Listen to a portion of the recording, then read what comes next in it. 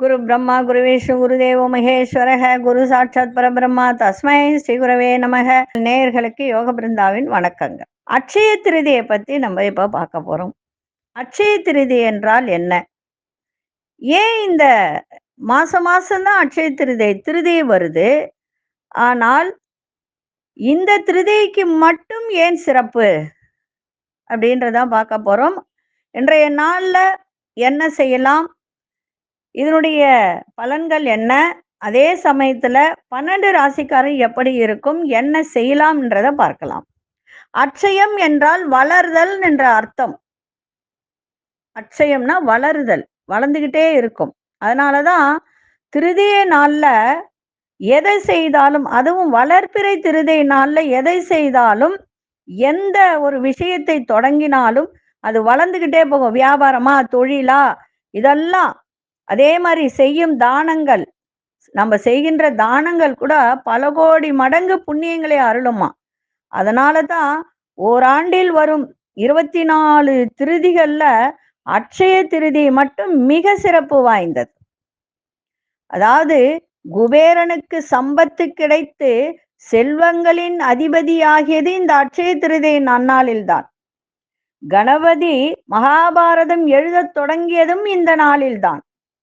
இந்த நாளில் கிடைத்த செல்வமும் ஞானமும் எப்படி யுகங்களை கடந்து நிலைத்து நிற்கின்றதோ, அதே போல ஒவ்வொருடைய வாழ்க்கையிலும் இன்றைய நாள் நாம் என்ன செய்கிறோமோ அந்த வாழ்நாள்ல இந்த நாளில் செய்யும் அனைத்தும் நமக்கு மென்மேலும் வளரக்கூடிய என்பது நம்பிக்கை. ரொம்ப பேர் என்ன செய்வாங்கன்னா, இந்த நாள்ல தங்கம் வாங்குவாங்க, வெள்ளி வாங்குவாங்க, டைமண்ட் வாங்குவாங்க. ஆனா இன்னைக்கு இருக்க காலகட்டத்துல நம்ம தங்கம் வாங்கக்கூடிய சூழ்நிலை இல்லை. ஏன்னா அந்த அளவுக்கு விலை ஏறி போச்சு. சரி, இந்த நாள்ல என்ன செய்யலாம்? கட்டாயம் செய்ய வேண்டியது என்ன அப்படின்னா, இறை வழிபாடு அவசியம். இந்த அட்சய திருதிய நாள்ல அதிகாலையில எழுந்து நீராடி கலசம் வைத்து பூஜை செய்யும் வழக்கம் உடையவர்களும் இருக்கிறார்கள். நம்மளும் செய்யலாம், தப்பு கிடையாது, எல்லாருமே செய்யலாம். கலசம்னா என்ன, ரொம்ப அதுக்கு ரொம்ப கஷ்டப்பட வேண்டிய வேலை எல்லாம் கிடையாது. ஒரு சொம்பு எடுத்துக்கணும், அதுல நீரை ஊத்தி கங்கா, அப்படியே யமுனா கங்கா சரஸ்வதின்னு ஆவாகனம் பண்ணி அதுல ஏலக்காய், இன்னைக்கு தீர்த்த பொடினே விற்க ஆரம்பிச்சுட்டாங்க. ஒரு வாழையில மணப்பலகை வச்சு வாழையிலைய போட்டு பச்சரிசி பருப்பு கலசம் வைத்து ஒரு பாத்திரத்துல நெல் இருந்தால் நிறைத்து வையுங்கள். நெல்லு வாங்கிக்கோங்க, கடையில ஒரு படி நெல் வாங்கிக்கோங்க. வாங்கி ஒரு பாத்திரத்துல அப்படியே கோபுரமா நிறைச்சி வச்சிருங்க. லக்ஷ்மி நாராயணர் படம் அல்லது பெருமாளுடைய படம் அதை வைத்து பிரதானமாக வைத்து மலர் சாத்தி சந்தனம் குங்குமம் இட்டு மஞ்சள் பிள்ளையார் பிடித்து வைத்து தொடர்ந்து நீங்கள் அன்று சிறிதளவேனும் அரிசி, உப்பு, பருப்பு இதெல்லாம் வாங்கி கலசத்துக்கு முன்னாடி வச்சிருங்க. என்னன்னா இன்னும் நிறைய வைக்க வேண்டியது இருக்கு. முக்கியமானது இது கலசத்துக்கு முன்னாடி வைக்க வேண்டியது. அதன் பிறகு என்ன செய்யணும்னா, கையில அட்சதை எடுத்துக்கொண்டு ஒரு மலரையும் சேர்த்து கையை ரெண்டோ இணைச்சு அன்னை மகாலட்சுமியை இந்த கலசத்தில் எழுந்தருள வேண்டும் என்று பிரார்த்திக்கொண்டு அட்சதைய மலரையும் அந்த கலசத்துல போட்டுடுங்க. உங்களுடைய இஷ்ட தெய்வம் குலதெய்வம் வணங்கி தூப தீப ஆராதனை செய்து அன்னை மகாலட்சுமியினுடைய 108 போற்றி இருக்கு, அஷ்டோத்திரம் இருக்கு, இதெல்லாம் சொல்லி வழிபாடு செய்யுங்க. பால் பாயாசம் செய்து நிவேதனம் செய்யுங்க. இதெல்லாம் செஞ்சு முடிச்சுட்டு அங்க என்ன பண்ணணும்னா, கல்கண்டு, அதே மாதிரி சோழி,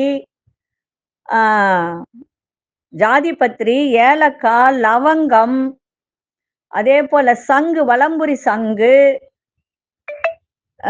காசு, ஒரு ரூபாய் காயினோ எவ்வளவோ உங்ககிட்ட இருக்கிறது அது எல்லாம் ஒரு ஒரு கிண்ணத்துல அப்படியே வச்சிருங்க. பச்சை கற்பூரம் இதெல்லாம் அப்படியே வச்சிருங்க, சரிங்களா? இதெல்லாம் வச்சுட்டு எதிர்க்க அப்படியே லைனா அந்த வாழையில அழகா வைங்க. சுத்தி கொஞ்சம் கொஞ்சம் ஏலக்காய் ஒரு கிண்ணத்துல, கிராம்பு ஒரு கிண்ணத்துல, ஜாதிபத்திரி ஒரு கிண்ணத்துல, பச்சை கற்பூரம், சோழி, அப்புறம் அந்த சங்கு, வலம்புரி சங்கு, இதையெல்லாம் வைத்து முடிஞ்சா உங்களால 1 கிராம் வெள்ளியாவது வாங்கி வைங்க. 1 கிராம் அப்படின்றது ரூ. 80 தான். அது வரைக்கும் வாங்கி வைங்க. அப்படி வாங்கி வைக்க முடியாதவர்கள் இதெல்லாம் வைக்கலாம். கல்கண்டு இதெல்லாம் வைங்க. கல்கண்டு வந்து டைமண்ட் கல்கண்டு வைக்காதீங்க. இந்த பெருசு பெருசா கல்லுக்கெல்லா அந்த கல்கண்ட வாங்கி வைங்க. வாங்கி வச்சு மல்லிகைப்பூ முதல்ல வாங்குங்க. நிறைய மல்லிகைப்பூ வாங்குங்க. சரிங்களா? வெண்ணிற மலர்கள், ஏன்னா லக்ஷ்மிக்கு பிடிச்சது அதுதான். அதே மாதிரி மஞ்சள் நிற மலர்கள் இதெல்லாம் வாங்கி வச்சு அர்ச்சனை, போற்றி இதெல்லாம் சொல்லி வழிபாடு செய்யுங்க. அதே மாதிரி அட்சய திருதியில பிள்ளைகளுக்கு யாராவது குழந்தைங்க இருந்தா அவங்களுக்கெல்லாம் வந்து பார்த்தீங்கன்னா அன்னப்பிரசனம் செய்யலாம். இன்றைய நாள்ல நிறைய விஷயங்கள் செய்தால் எல்லாமே உங்களுக்கு சுகமாக இருக்கும். அதே போல தானியங்கள், நவ தானியங்களையும் வாங்கி வைங்க வீட்டுல. அதே போல தங்கம் வாங்க உகந்த நேரம்னு ஒண்ணு இருக்கு. இன்னைக்கு தங்கம் வாங்க உகந்த ஒரு நேரமும் இருக்கு. அதே போல அந்த நேரத்துல வாங்கினால் மிக சிறப்பாக இருக்கும். அதே சமயத்துல இன்றைய தினம் 12 ராசிக்காரர்கள் என்ன செய்யலாம் அப்படின்னு பார்த்தீங்கன்னா, மேஷ ராசிக்காரர்கள் சாம்பார் சாதத்தை தானம் செய்யலாம். செம்பு பாத்திரம், வீட்டிற்கு சமையலுக்கு தேவையான பொருட்களை வாங்குவது லக்ஷ்மி கடாட்சத்தை தரும். மேஷ ராசிக்காரர்கள். ரிஷப ராசிக்காரர்கள் பால் பொருட்களை தானமா செய்யுங்க. பால்கோவா தானமா செய்யுங்க. அதே மாதிரி வீட்டிற்கு நெய் வாங்கி வைப்பது லக்ஷ்மி கடாட்சத்தை ஏற்படுத்தும். அடுத்தது மிதுன ராசிக்காரர்கள். மிதுன ராசிக்காரர்கள் பச்சை கீரைகள், பச்சை காய்கறிகள் இதெல்லாம் தானம் செய்தால் மிக நன்மையை தரும். புதுசா ஒரு பச்சை நிறத்துல உள்ள ஒரு புத்தாடை வாங்குவது லக்ஷ்மி கடாட்சத்தை ஏற்படுத்தும் இன்றைய தினம். அதே மாதிரி கடகராசிக்காரர்கள் நீர்மோர் தானம் செய்வது நன்மையை தரும். அதே மாதிரி வெண்ணெய், ஏன்னா கடகத்துக்கு வந்து சந்திரன் தான். வெண்மை நிறத்தில் உள்ள பொருட்கள் வெண்ணெய் வாங்கிட்டு வந்து வைப்பது லக்ஷ்மி கடாட்சத்தை ஏற்படுத்தி தரும். சிம்மராசி நேயர்கள் வந்து பார்த்தீங்கன்னா மிளகு பொங்கல் தானம் செய்யுங்க. கோதுமை இல்ல கோதுமை பலகாரங்களை வாங்குவது நன்மை. அதே மாதிரி கோதுமையிலான பொருட்களை தானம் செய்தாலும் மிக நன்மை. அதெல்லாம் வாங்கிட்டு வந்து வீட்டில் வச்சா ஒரு லக்ஷ்மி கடாட்சத்தை ஏற்படுத்தி தரும். கன்னிராசி நேயர்கள் தக்காளி சாதம் தானம் செய்யுங்க. பெண்களுக்கு தேவையான அணிகலன்கள், ஆடைகள் வாங்குவது இன்றைய தினம் மிக மிக ஒரு லக்ஷ்மி கடாட்சத்தை ஏற்படுத்தும். தக்காளி சாதம் தானம் செய்யுங்க, மிக நன்மை தரும் இன்றைய தினம். அதே மாதிரி துலாம் ராசி நேயர்கள் பேரிச்சம்பழம் தானம் செய்யுங்க. முந்திரி திராட்சை வாங்கிட்டு வந்து லக்ஷ்மி படத்துக்கிட்ட வைங்க, மகாலட்சுமி கடாட்சம் கிடைக்கும். விருச்சிக ராசி நேயர்கள் பழரசம் தானம் செய்யுங்க. பழரசம் அப்படின்னா எல்லா பழத்தையும் போட்டு ஜூஸ் மாதிரி பண்ணுவாங்க. அந்த மாதிரி, அதுவும் இது வெயில் காலம், கொடுத்தா இன்னும் நல்லது. வெள்ளரி மற்றும் தர்பூசணி பழங்களை வாங்கி வைப்பது லக்ஷ்மி கடாட்சத்தை ஏற்படுத்தி கொடுக்கும். தனுசு ராசி நேயர்கள் பானகம் செய்து தானம் செய்யுங்க, நன்மையை செய்யும். வெல்லம் வாங்கிட்டு வந்து வீட்டில் வைங்க, அன்றைய தினம் லக்ஷ்மி கடாட்சத்தை ஏற்படுத்தி தரும். மகர ராசி நேயர்கள் வேர்க்கடலை, கிழங்கு வகைகள், வேர்க்கடலை, கிழங்கு, நிலக்கடலை அப்படின்னு சொல்லுவோம், கிழங்கு வகைகளை தானம் செய்தால் மிக மிக நன்மையை தரும். அதே மாதிரி இன்றைய தினம் உப்பு வாங்கிட்டு வந்து வைத்தால் மிக லக்ஷ்மி கடாட்சத்தை ஏற்படுத்தி தரும். கும்பராசி நேயர்கள் இளநீர் மற்றும் கனிகள், பழங்கள் இதெல்லாம் தானம் செய்வது நன்மையை தரும். ஏன்னா இது வந்து பார்த்தீங்கன்னா வெயில் காலம்தான்.